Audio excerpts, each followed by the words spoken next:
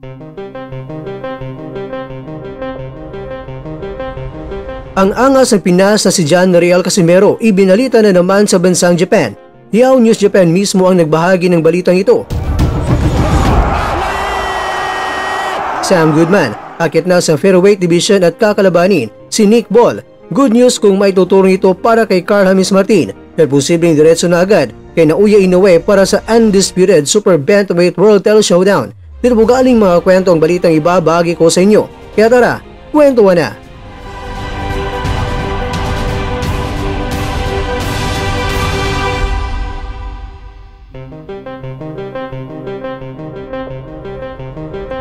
Mga kakwento, ibabalita ko lang sa inyo kung ano nga ba ang nilalaman ng balita ng Yahoo News Japan at ganito ang balita nila.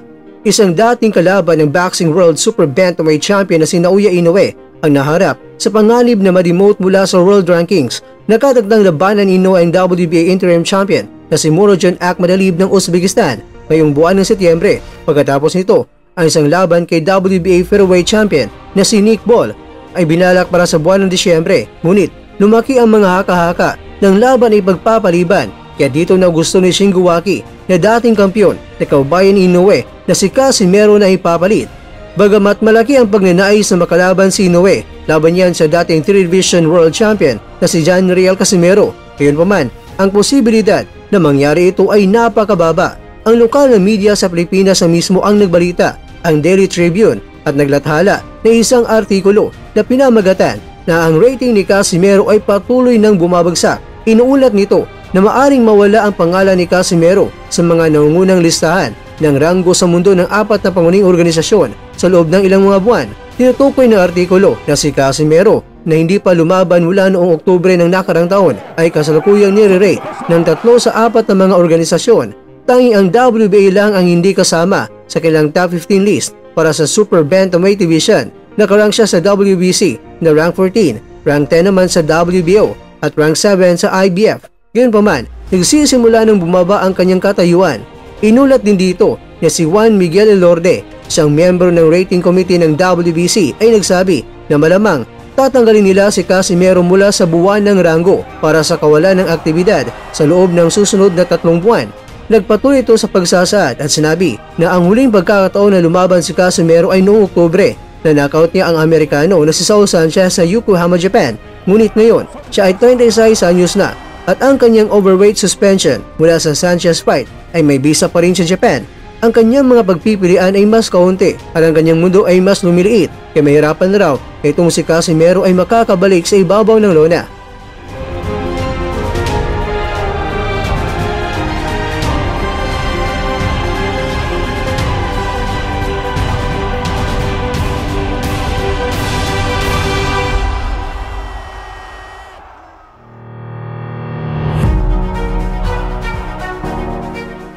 Mga kakwento, dahil umakyat na itong si Sam Goodman sa featherweight division at harapin si Ball ngayong August 16 sa Riyadh, Saudi Arabia. Ang balita ito ay maganda dahil medyo hirap na si Goodman sa 122 pounds kaya umakyat na siya.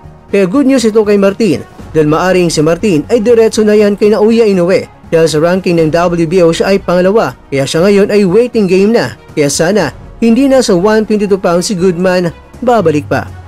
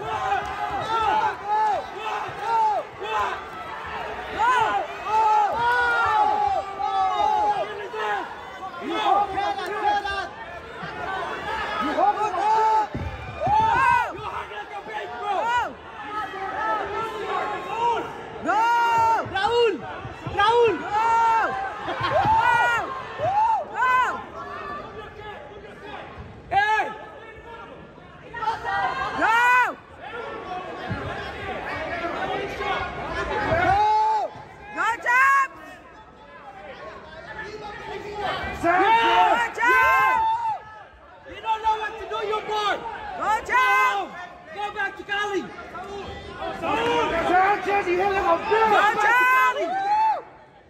You hit like a bitch, Sanchez! Go, Chop! You a bitch, Sanchez! Go! Sanchez, you bitch! Go! Go! Go, Chop! Go, Chop! Go, Chop!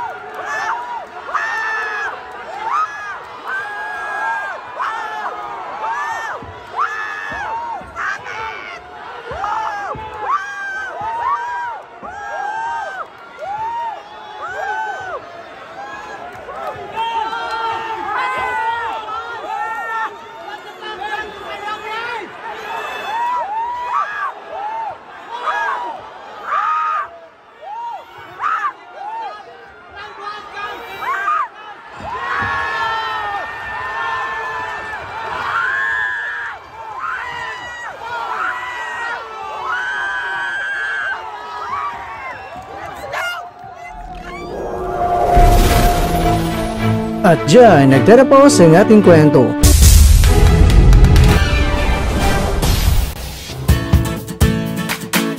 Maraming salamat mga kakwento sa inyong panonood. Pero baka naman mga kakwento ay nagustuhan niyo po ang kwento natin ngayon. Baka pwede niyo po akong mabigyan dyan ng like, subscribe at pa-click na rin sa bell button.